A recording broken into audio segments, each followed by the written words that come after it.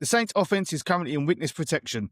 Last seen sometime in the second quarter in Chicago, somewhere in the relocation process, Spencer Rattler threw 3 picks, which should have been 6. The offensive line collapsed, and Chris Olave is probably wondering if he could legally request a trade mid-game.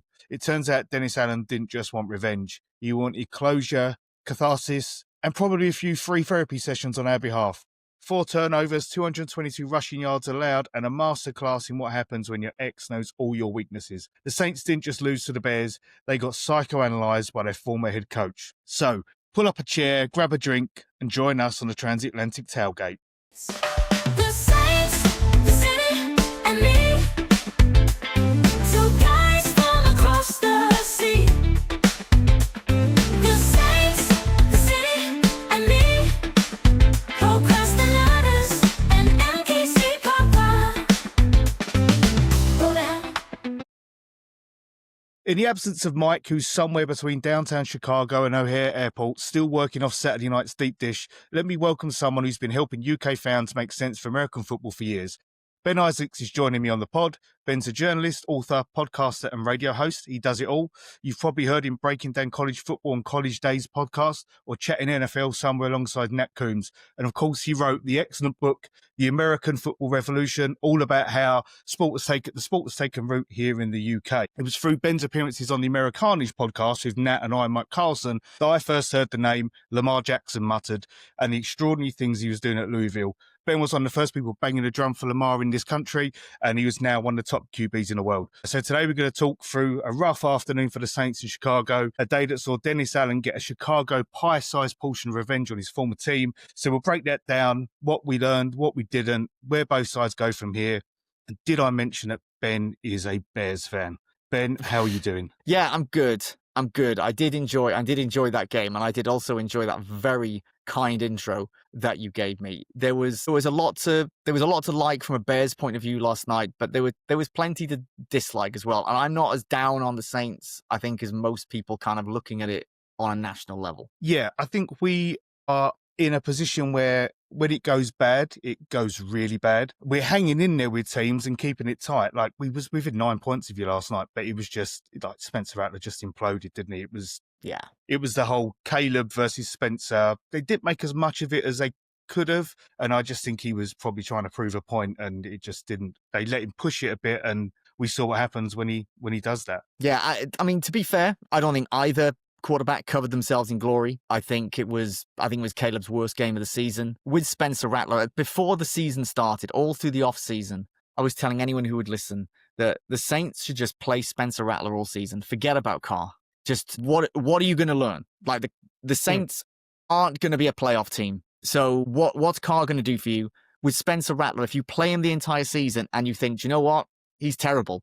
He's not the quarterback for the future. Then you know beyond all doubt. That's if you can make a decision after one season. I'm not a fan of that. But there are times where if you see a guy play quarterback for 17 games, you think, look, he's not got it. But you could have something. And I have not actually disliked what I've seen from Spencer Rattler this season, considering this is a depleted Saints team. This is not a team that was going into the season with a whole lot of confidence anyway. Spencer Rattler was pretty poor last night, but the Bears defense had maybe their best game of the year. They played really well. They've become ball hawks again. I think that was like the 3rd game in a row with 4 takeaways. They were absolutely balling. The Saints offense was very pedestrian. I didn't think they'd be able to shut down Kamara as well as they did, but they did.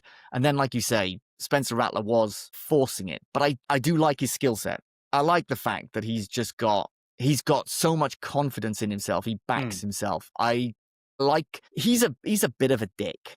And I don't mind that in a quarterback, as long as you can back it up. And I'm sure there are Saints fans who are absolutely sick of him because he is making mistakes and he's not winning the Saints games. And I get it. But for those of us who are trying to look at the NFL as a whole, sure, people might say he's been one of the worst quarterbacks of all the starters this season. He's in such a rough situation. The expectation on him is still relatively low. I think the jury is still out on him, and he's still got a decent amount of the season, and hopefully he can stay healthy and that the Saints can look at what they've got and make a call on whether they want to draft someone in the next draft, which, just as an aside, I thought was going to be an unreal draft for quarterbacks. And all the quarterbacks that everyone was rubbing their hands, and I say this like, everyone was rubbing their hands together as if I wasn't one of them. Those have generally disappointed. Yeah, So, they've fallen away, haven't they? Yeah.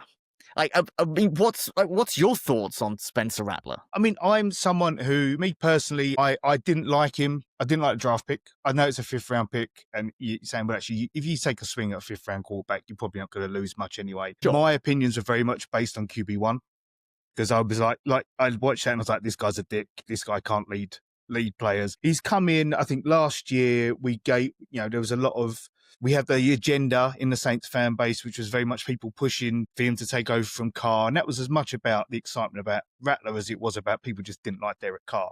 But this year, I think I think you're right. I think he hasn't done a lot wrong. I think he's shown where his strengths are. I think we're very aware that as soon as you say rip it, you're probably good. That accuracy, those accuracy issues are gonna come to the fore. I think he's a dog. Like, I think he's an absolute. He will sit in that pocket. He will take the hit. He's not bothered about it. He was one of the highest sacked QBs prorated last year when he came in. Yeah. But he hasn't had the wide receivers around him last year. The O-line wasn't there last year.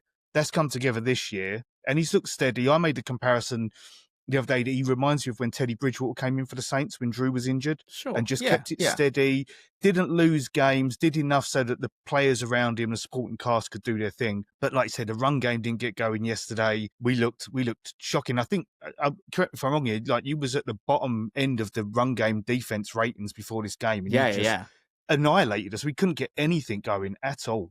EK looked like he was, sipping them pina coladas that he was talking about already.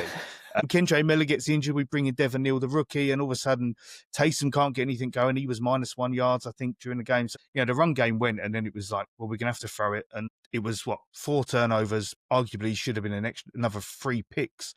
You had that one where your two backs collided with each other when the pick was there. Yeah, absolutely. It was unlucky there. Yeah, and there was another 2. So it was like, we want him, and a lot of the beat writers have been saying we want him to rip it because we'd rather take some interceptions and see if he's got it than he keep playing steady and within himself. And very much like what Sean did with Jameis, right? When Jameis came in, don't rip it like you did that last year in Tampa. Let's just make things happen. I would like to see what we got in Shuck, but the whispers from like the local writers are he doesn't look good in training. So it's like, do you want to put him behind this O-line? Probably not, because for the first round picks, they're not holding up particularly well. No, he's a project, and it's good that they've got that other project there. I mean, I'm a fan of drafting a late round quarterback or picking up an undrafted free agent quarterback every year. Like, even if you are very much established, just because what's the worst that can happen? You end up with a quarterback controversy. That means the guy that you've picked late round has balled out. That might be someone who was useful trade bait further down the line. Wasn't super confident that Chuck could make it in the NFL, but I don't think it was a bad pick, but he's a project. And if the word coming out is that this isn't going to happen anytime soon, then it's probably best to not put him in that sort of situation. It isn't like when you have a situation where you've got obviously the Chiefs with Patrick Mahomes is the model of that situation of having this kind of like elder statesman to learn from, and then you come in your second year with the whole offense absolutely humming. That barely happens for anyone, and it is certainly not going to happen in New Orleans in the next 12 months. Yeah. So I think it can just make things worse. I would want to just ride Rattler for the rest of the season. Hopefully that will be enough for the Saints to have seen from what they saw last year, from what they've seen this year, to make a call and decide, okay, we need to draft someone early next season. Whoever that might be. There's still plenty of college football left to play, obviously. But I like what they've got in Rattler so far. As we both agree, because of QB1, I think that does color us a little bit. That he was a dick. Yeah. But QB1, which was a fantastic series, and anyone who's not seen it should absolutely see it. Although if you're on the fence about Spencer Rattler and you're a Saints fan and you watch that might absolutely send you off the deep end. But you'll see some quarterbacks in that who look like they have got everything. They've got all the tools. They've got all the intangibles. and they didn't get anywhere near the NFL. They were not even a hit in college. Justin Fields was on that, and he looked every bit the leader. He looked amazing the whole time, and we've seen what he's brought to the NFL. Very inconsistent, and he's not good with his reads. I appreciate though Spencer Rattler's journey to the NFL, where he was really good at South Carolina after kind of in effect bombing out at Oklahoma, losing his place. You go into the SEC and you play as well as he did at that time. I think it showed a lot of character. I can imagine he's the sort of person who, if he gets to be really good, if he gets to be even just like a top half of the league starter, you can imagine that ego going crazy. So you've got to have the right coaches there. And time will tell. That'll be a nice problem for the Saints to have, of like, how will we keep his ego in check when he kind of goes into the stratosphere and becomes like a top 10 quarterback, which is a lot of not well, totally especially convinced. when that QB room is so young as well. If you look who's in there, you're looking at, he's not even a QB anymore. It's like Taysom Hill is the guy who would have to try and guide him on that journey if he did become. Yeah, which is not the ideal situation. No. With all due respect to Taysom Hill, it's not like he has had kind of those constant reps as a kind of like week in, week out starter. He's a gadget player. He's seen a lot, but he hasn't been through that. And the hope is that he's learned enough from Carr from last season. Whether they're good habits or not, I don't know. Dennis Allen, you mentioned Dennis Allen and like kind of like the revenge. I definitely want your thoughts on Dennis Allen. Yeah.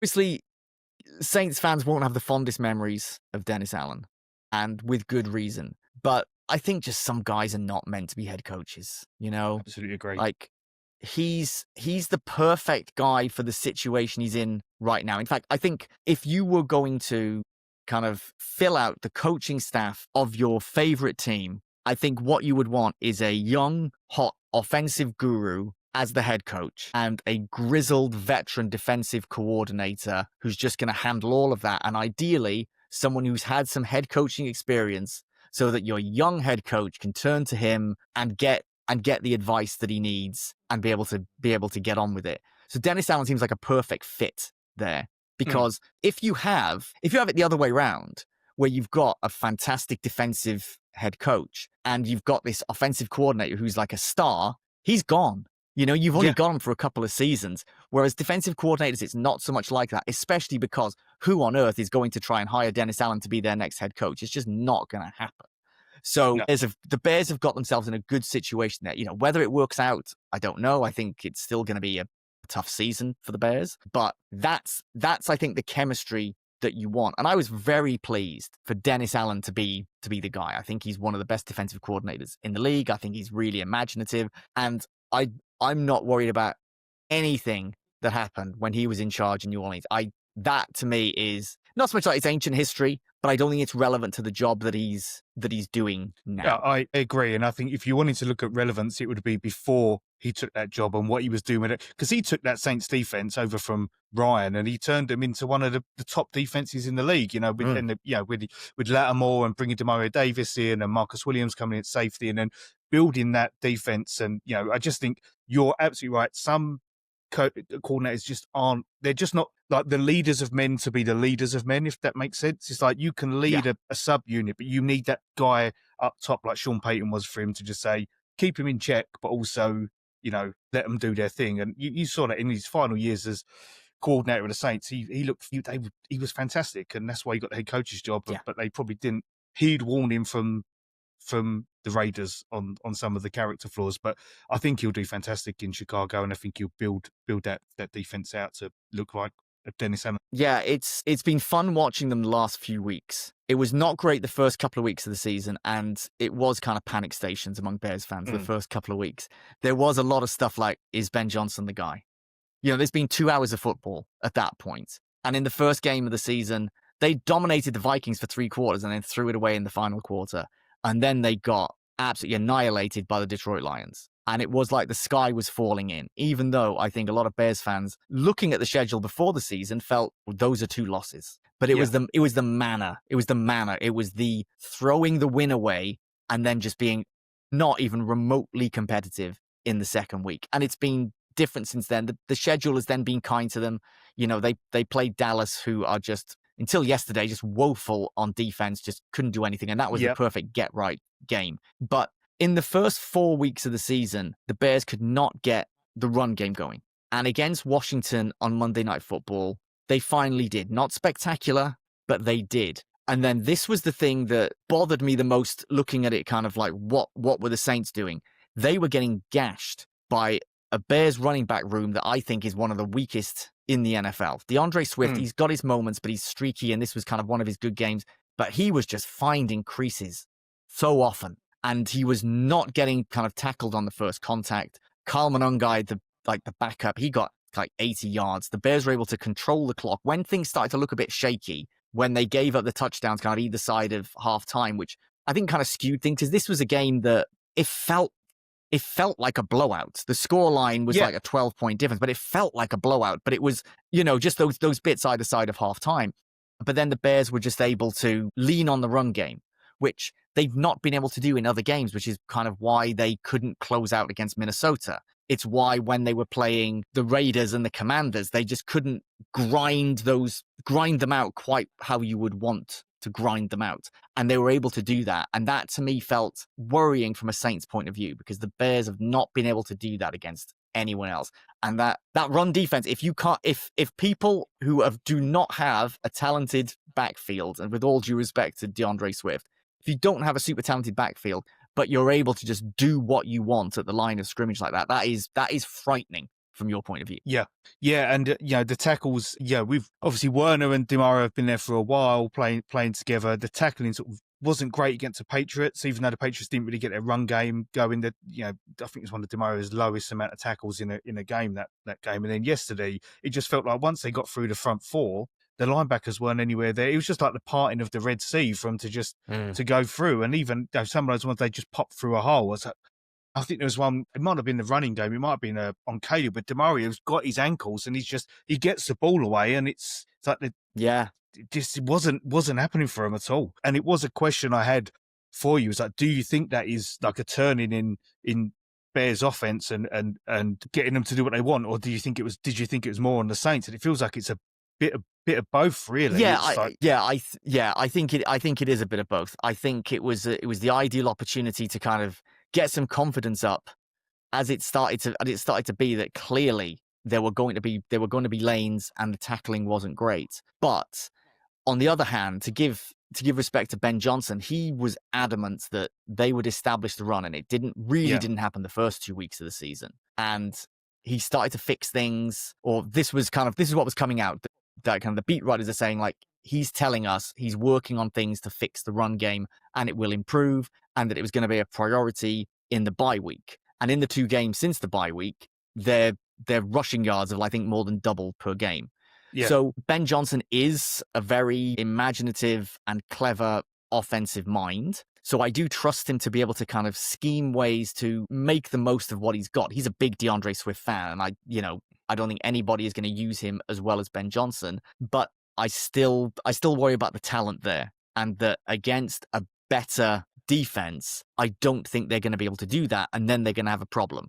Because although I love the pass catching options, the Bears have got too many good pass catching options, considering I think their lack of talent in the run game. They've got 3 wide receivers who simply are not getting the ball enough. I think Rome Odunze is becoming wide receiver 1. There's also DJ Moore. There's Luther Burden, who can barely get on the field. He's just not being put in the game.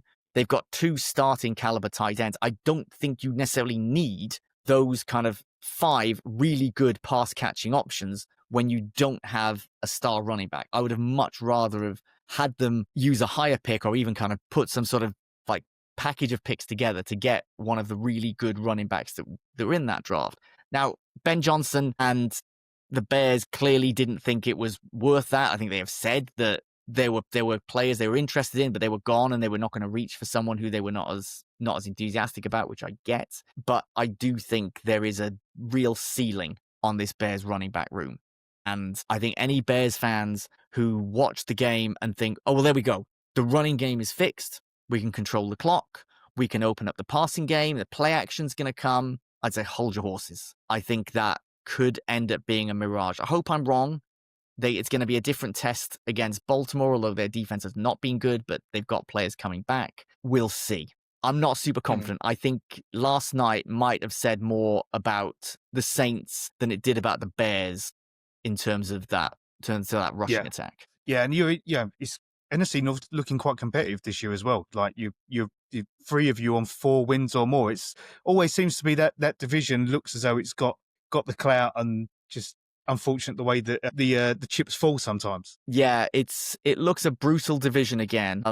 I did see, like, The Athletic said last week about, the NFC North is in flux, that this time last year, every team had a winning record. And I thought, wait there, when you're writing this, they do all currently have a winning record anyway. So, whether it's a different division because the Lions have obviously had to make their coaching changes. The Packers adding Micah Parsons became an instant contender, but frankly haven't looked great since week 1.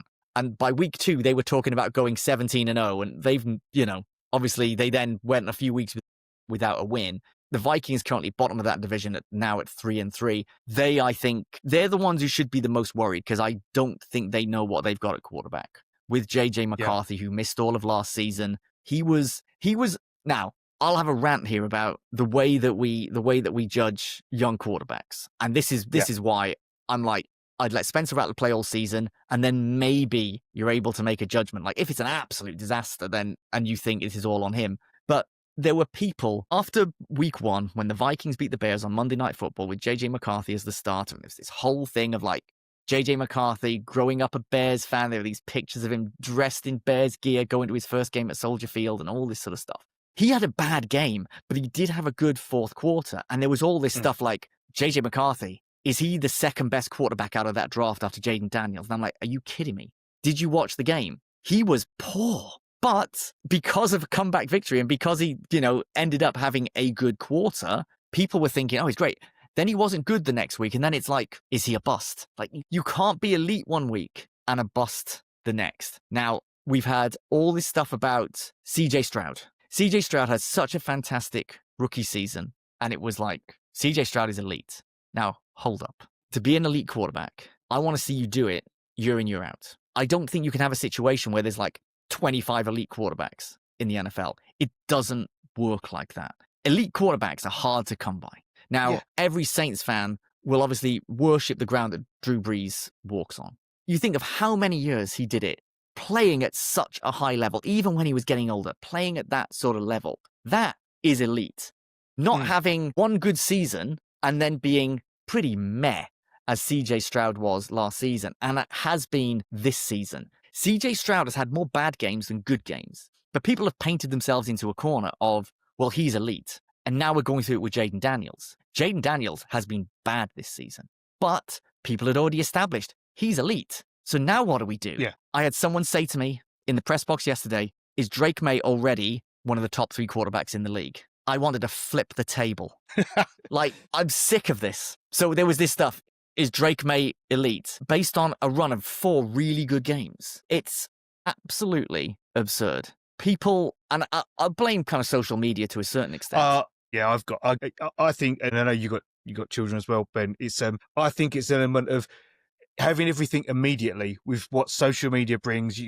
People aren't used to having to wait for things to build up. Or I say to my kids, I used to have to go to the video shop and wait for the film to be in stock. So you could just go online and watch it. And I think it creeps into things like sport. Everyone's like, I want the immediate return on the QB. Like we talked about Drake May last episode after we lost to the Patriots, but we talked about him within that draft class. He was like, is he the best QB in that draft class right now? Does he look like that? And we talked about, behind him, Caleb and Daniels is the pack getting smaller, like Rattler getting closer to Knicks and stuff like that. But I think you can talk about him in the enormity of the whole league and say this player is the best QB in the league, because other than Mahomes, no one obviously very rarely does that in their first 2 or 3 seasons as a QB. No. The Drake May has had a fantastic few weeks. Is he going to be the long-term starter for the Patriots? Looks that way, right? Looks that way. But teams have long-term starters who are not elite. Like, is Kyler Murray elite? He's played a lot of games. He's had a lot of highlights. I don't see why you'd call him elite. In your division, Michael Penix. Like, there were people saying, you'd have a good game. And it's like, is Michael Penix the best quarterback from that draft class? Well, spoiler, no. They've scored Like- less points than the Saints this season, Atlanta. It's like, I'm not going to say Michael Penix is a bad quarterback.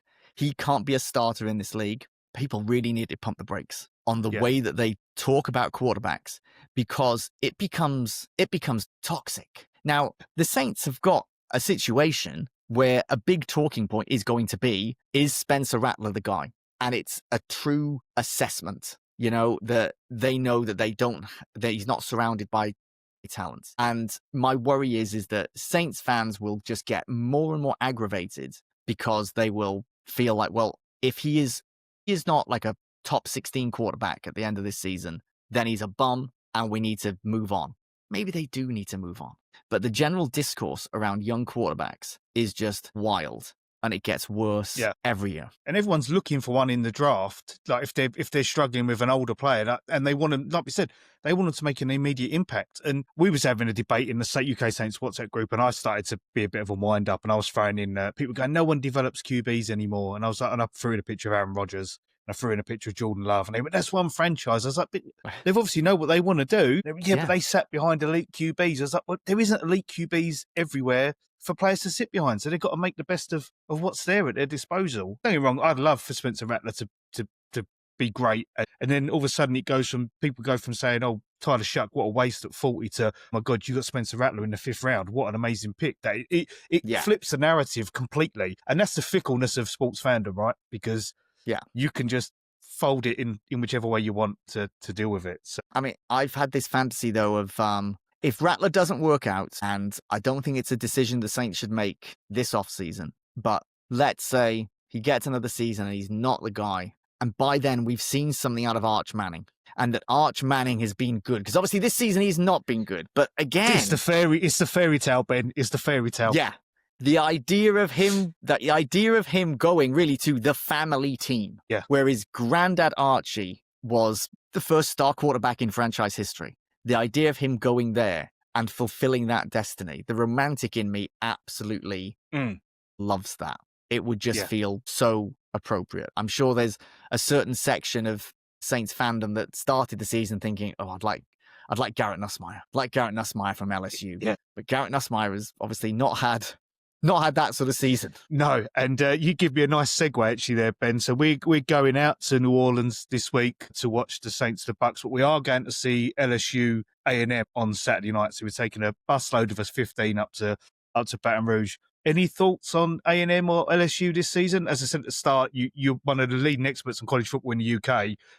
What are your thoughts on both teams? I've been really disappointed in LSU, I got to say. It's for all these years that they have had just an outrageous offense, and then they just cannot stop anyone. The defense just hasn't been right. And now it feels like Brian Kelly's got the defense right, and the offense is absolutely pedestrian. Nussmeier has taken a step back, like most of the other top quarterbacks going into the season. So, it's not like he's unique, but it does seem like he's taken a step back.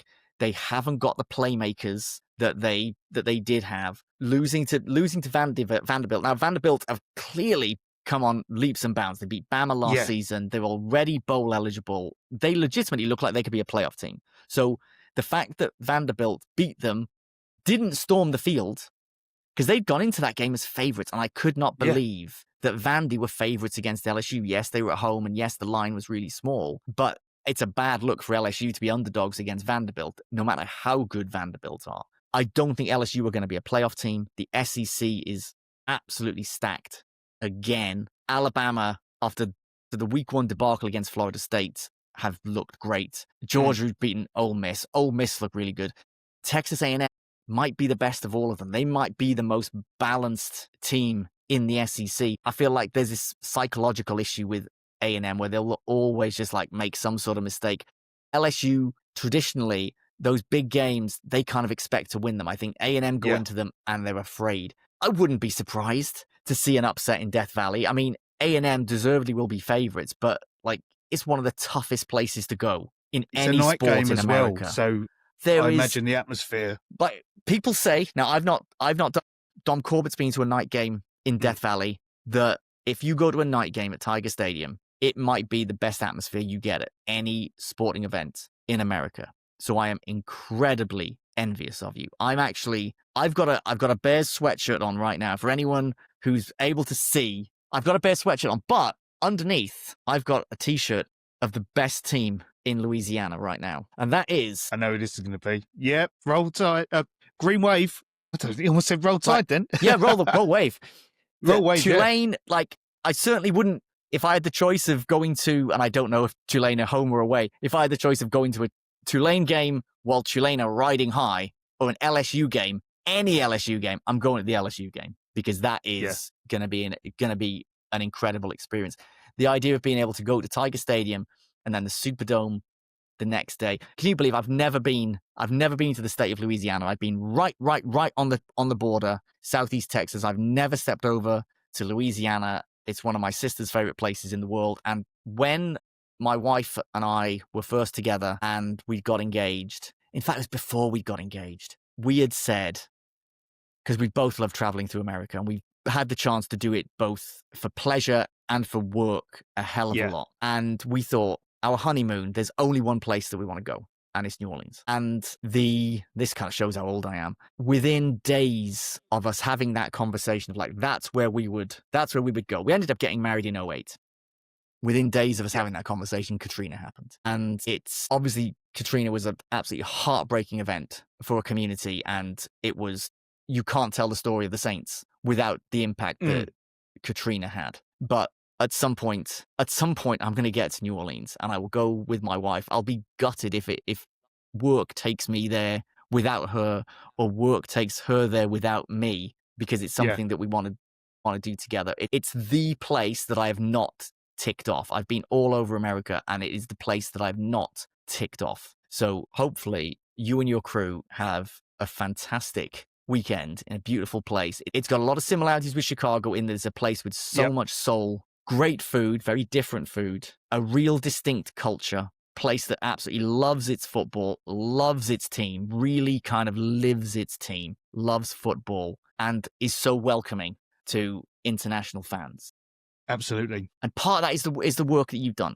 Like I had a message from somebody on Twitter a couple of days ago where he said, I see that you're going on the best NFL podcast in the country. I know who this was. Yeah. And I was like, oh yeah, you're talking about the Saints podcast. I'm looking forward to it. It's been like booked in for a while. And then days later I sent him a message saying, wait there, I've just realized this means you must be having DM conversations about me. So now I'm putting that on him. I'm putting that on him, not you. Only the best conversations about you, Ben. I did say to him, I said, we got. There's some good banter that goes on. If anyone don't know, we talk about Matt, and obviously Matt's crusade against influencers and everything else that he's on about. You have some good banter with him, and I said to him, "Oh, Ben's coming. I'm really looking forward to it." And he was like, "Oh, that's great, fantastic." Because one thing I'll say, credit to you, like you do engage with the fans in the UK, and you're very integral to all those conversations and dialogue that goes on. So it's good for us to have someone like you and around. And obviously Nat's, you work closely with Nat. Nat's been doing it for years as well. So it's, if anyone doesn't listen or isn't aware of Ben and the work he's done, please give him a follow on social and have a listen to some of the stuff that he does. College Days, which I think you're recording after this, right, Ben? I will be recording this with Dom Corbett after this, but I do want to just kind of give you that extra thanks, because I know that you are a real kind of like community leader. You are the sort of person who makes the UK fan community what it is. You know, you are kind of generous with the way that you have kind of given your time, with the way that you have spread your love of the Saints and the sport in general. We need more people like you. I had conversations. It's been interesting, and we are going to have to wrap it up, obviously. But yes, I've had conversations in the press box the last few weeks at Tottenham and at Wembley. And the two things that people in the media have been talking about are the situations around the tickets. You know, we had a lot of empty seats at Dublin, a lot of empty seats. And I don't think that's because of lack of demand. And Wembley, there were a fair few empty seats. Tottenham, not quite as bad, but it is a smaller stadium than the other two. That was a key talking point, but also how we in the media, how good a job we are doing in bringing this sport along. And there are people who, and I'm not the only person who thinks this, and this is the thing, is that there are people Somebody said to me in the press box, they mentioned Matt Cullen by name, that he is the voice of the core NFL fan, which Absolutely, yeah. is very accurate. You know, he will call people out, and he's going to moan about stuff. And sometimes people might feel like he's not being fair, but he speaks for so many people. And I think there's a lot of people in the media who think the things he thinks, they're just being difficult. They're just being difficult. I don't think they are just being difficult. There was a feeling in the press box that there are people who are authentic voices, and there are those who are not authentic and are trying to just become famous, you know? Yeah. And this sport is just a vehicle for them to become famous. But just for all you listeners, there are things that you're thinking, believe it or not, the people in the media are thinking a lot of the same things. And I hope that we can just all bring this together, move all this forward. The people who are not in it necessarily for the right reasons, if they fall by the wayside, that doesn't matter, because it's people like you who are bringing fans together, organizing trips, making sure that people feel connected to their team, whether you've got someone in Cornwall and someone in Aberdeen, that they have got that point of connection. So all credit to you and all those other fan leaders around the country. They're perhaps not quite at your level. We talk about elite. You are one of the elites doing this. Like you are a name that comes up with the things that you do. So I want to thank you for what you've done for the community and all these Saints fans. You've got a brilliant set of fans in the UK. I know they travel well, and it is not to go over there. And I know that you do those on a regular basis, and I hope the Saints fans enjoy their season, because it's a tough one, but hopefully they get to enjoy the games. That's all we really want out of it, to just enjoy the games. And sometimes you can't. Sometimes you play so badly you can't. But I just want the Saints fans to enjoy the games. I said that at the start of the season. It's one game at a time. Enjoy it one game at a time. I was like Al Pacino, 1 inch, one game. It's just when you're in a rebuild, you just got to enjoy the game on a Sunday and then move past it. Ben, it's been an absolute pleasure to talk to you. I really appreciate your time and your kind words there. One last question. You started your career working at Hip Hop Connection, right? Yes, I did. Have you got a favourite Louisiana or New Orleans rapper or hip hop artist? Probably not. I don't like that much in the way of kind of Southern hip hop. I'll be honest. Hip hop, yeah. Yeah. However, because I've been to Texas quite a lot, I've ended up, I think I just kind of got a bit radicalized. A lot of Texas hip hop that I wouldn't necessarily like, I now do like. And I think it's just because I've been in and around it. And I think if I spent time in Louisiana, I would hear some stuff and it would feel so correct in context. Yeah. And that's why I've kind of fallen for some of the Texas stuff. So yeah, I back in those Hip Hop Connection days, very kind of firmly East Coast. Yeah. Well, we'll work on that. We'll get you to New Orleans and we'll give you a list of the guys to listen to. And send me a playlist. Absolutely. Ben, absolute pleasure. Appreciate your time. Take care. See ya.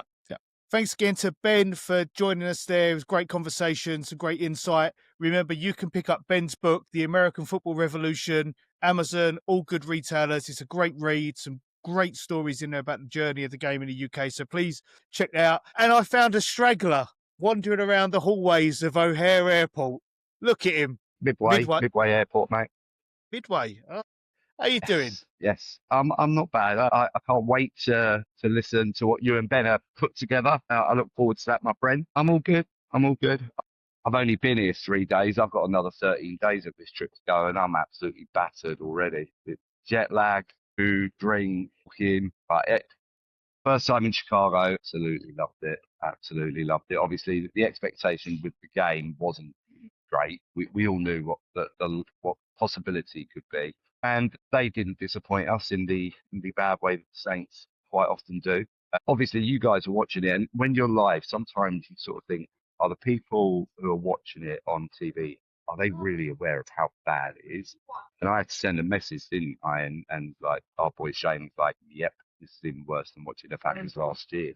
At no point, even when they got these 2 touchdowns back, did I think at all they were getting anywhere near to them in that game. No, so to be fair, Ben said that earlier. Is like, even though the touchdowns were either side of the half time, it felt like a blowout. Like, even though they put up 2 touchdowns, it was a blowout. It felt like a blowout. Yeah, it just, at no point you were there, and I was getting right grief off the woman next to me. She didn't realise I was a Saints fan. And so about midway through the first quarter, she starts squawking at me, "Are you a Saints fan? Are you a Saints fan?" And I was like, "Yeah, I do apologise. I am a Saints fan." She went, "Where are you from?" And I was like, "Well, England." She went, "I would have guessed that." I was like, "Well, why didn't you then?"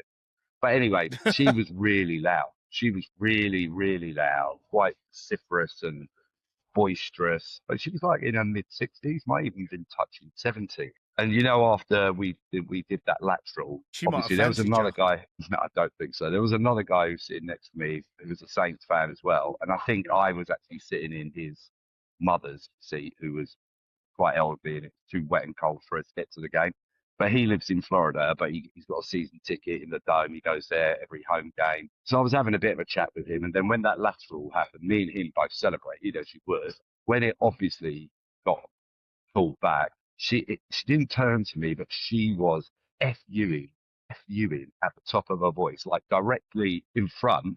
I knew she was doing it to me, and that was the only person from a Bears perspective I had a bit of an issue with. So yeah, it was funny. It was a great experience. Wonderful to get to that iconic stadium. We know where we are with the Saints.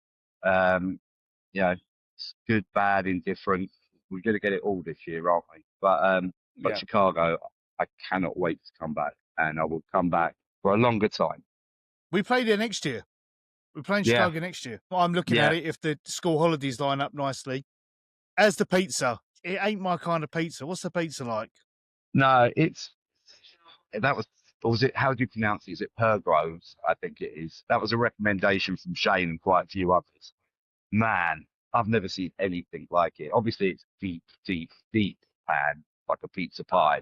And we got there and we hadn't booked. And so they were like, "Look, we only do reservations now. So we have to wait 2.5 hours, nearly 3 hours if we were going to go in there." And there was a bar next door. We went, "Yeah, let's do it. Let's just go next door to the bar, get a couple of bar snacks, hide ourselves over." The bar we went into was fantastic. The bar staff were absolute top class. And me and Charlie discovered the Ocho games, which was absolutely wonderful. Right, I just set the weird darts. Yeah, we were then we obviously we were looking into it, and I was going online, and the oh god, what was it? The best one I found, which is part of the Ocho games, is car jitsu. So I found some videos. Basically, two fellas get in a car, nice and calm. They put their seatbelts on. The ref says go, and then they just take their seatbelts on and start having a scrap in the car.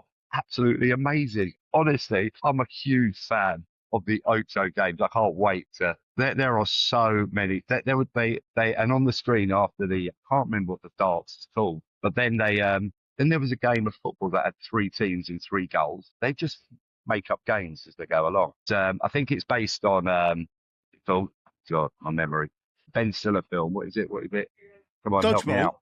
Dodgeball. That's it. I think yeah. So it originates from there, I think. So that was great. Food has been wonderful. I recommend the city to absolutely anyone. I know you and Nick are huge fans of New York, but I think if you come here, you become a huge fan. I think it's right up your street. The Nice. culture, people, the food, obviously. And the thing is, like, we spoke to obviously lots of local people. And what was really nice to see is that they were all so proud of their own city. You didn't talk to anybody who was like, "Oh, this, that." They were all proud to be in the city and also living here. And that was really cool. Really cool. What did you do with the game? You were watching it in your bar on a Zoom? Watching the bar with Zoom with Shane, Bruce, and Steve, and Di dropped in for the last quarter when it was all over, but the crying. Camaraderie, watching it together is Yeah. it makes it a bit easier. I think if you're watching that game on your own indoors, you probably turn it off in the fourth quarter. But Yeah. we watched it to the end. We laughed at how bad some things were. Obviously, Civil War Part 2 broke out in the UK WhatsApp group. I hold my hands up. I was very rude to one individual. I shouldn't have said what I said. That was out of character for me. But I'd had a couple of Bud Lights. So it's just this is what happens when a team's not successful, right? This is where you find them you get the men from the boys. I don't mean that derogatory, right? But do you know what I mean? It's like No. you separate the fair weather fans from the hardcore.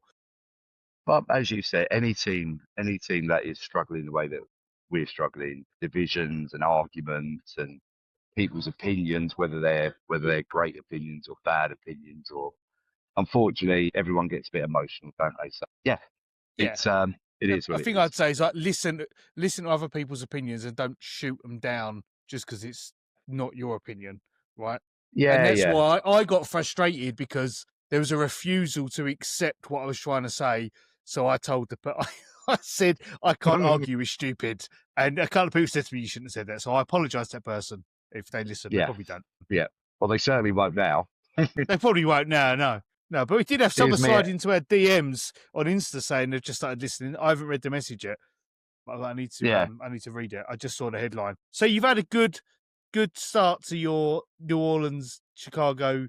How's the weather? Yeah. Fucking freezing and bloody The boiling weather, at the same but time. again, the weather Friday, the weather Saturday was great. Sunday was really bad, but the one small blessing is that it stopped raining literally During about the 4 game, it minutes looked before quite the game. nice. The sun came Yeah, out. and It then looked towards the back end of the game, it really cheered up. Today's a lovely day, so I had a wander around town this morning before leaving my hotel.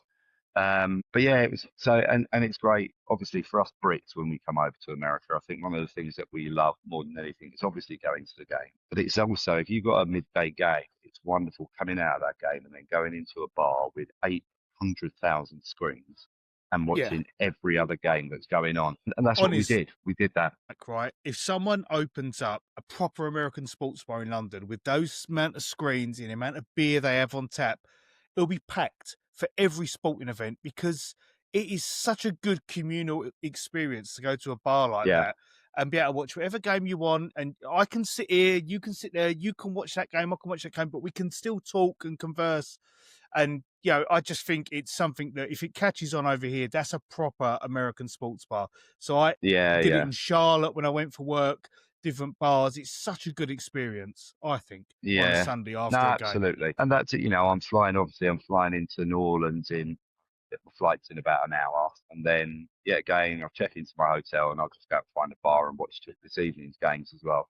Taking it a little bit chilled and easy before the rampaging Brits hit town.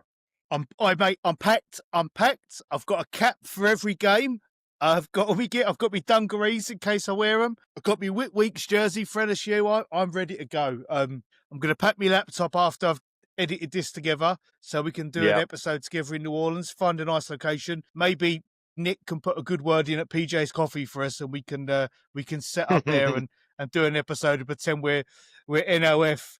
And that stands for knows naffle about football. Us. Yeah, the lacking affiliate podcast. But anyway, yeah. But yeah, I can't wait. Obviously, our boy James is flying out tomorrow. We got Sam, who was over in Detroit. I think he's going to the game tonight. And loads of people coming in. Matt, I'm not going to go through everyone because I can't remember everyone, but they're all flying in at some point this week. And it is going to be absolutely spectacular to be.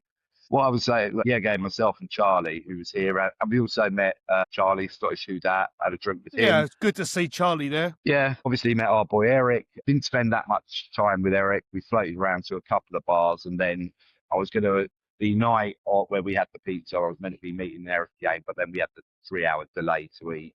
But obviously, I'll see Eric when we're in New Orleans anyway. Yeah, he's coming out Friday. Yeah. Yeah. So yeah, can't wait. Cannot wait. I get in Friday. I'm clock watching at work. Trying to navigate the waters of handing over my tasks to people to make sure they know who to go to and the shit is a fan. Hopefully it won't. I'll fly out Thursday. I'll be in town. I land at 8:00. Although someone said they got in an hour early. Yeah, that got was, in an that hour was me. early. Rather So wonderful. if my flight comes in an hour early, I'm listening. Yeah. Lovely. If I get in early, I'll be at my hotel earlier. We get to Graveyard, boo boots, and have a good time. And then on Friday, Port Orleans from 5:00, Wrong Iron from 7:30. Come through. Yes, say hello. Yeah. Say hello to us and all our Brit friends and our American friends, the guys over at Don't Roll. So we know James and Jason's dad. Super correct. Yeah, and Jason's dad. And Jason's dad. Along. We can get a bit of Saints history off Jason's dad. Nice. And we can see if we can get Jason on an emotional roller coaster. So it's my My favourite thing about their pod is when Jason just goes off on his and he can't keep his emotions in check. And also, in addition, our boy Corey put a Union Jack out outside Yeah. his place uptown. He was like Paul Revere for the New Orleanians. He was like, the English are coming, the British are coming. One flag by day, one Saints flag by night. Yeah, absolutely. It's going to be great, mate. I can't wait. As I said, I'm going to take it a bit easier for the next couple of days because we've obviously got so much lined up over the weekend. It's going to be a hard and heavy one. So I just need to get a little bit of time to relax and then be there. Hopefully, as I said, it was brilliant. You were saying about the flight. Obviously, we know that flight from London Heathrow normally gets in at 8 p.m. I was in my hotel, unpacked, and going out the door at 8:30. Absolutely fantastic. So I hope Oh, if that that you have. happens for me, I hope mate. you have the tailwind. Yeah, I hope you I'll have the get- I'll be- tailwind, mate. Not just little bar and gravy. I'll be down Pat O'Brien's. I'll put Nick and the kids to bed. There you go. I'll see you in the morning. Yeah, well, I think that's one of the things me and James are going to do on the Thursday, on the Wednesday. And who knows? Whenever I see Jack, I don't know. But Yeah. I'm going to probably have to go, mate. Because I think a load of That's people all are right. looking at me like I'm right off with. No worries. You have a safe flight. I will see you Thursday. See you Thursday. Who bud. dat? And I dat? cannot wait to listen to what you and Ben discuss. Oh, Who Ben dat, was people? top. Ben was top. Who dat? Who dat? Who that? Who that?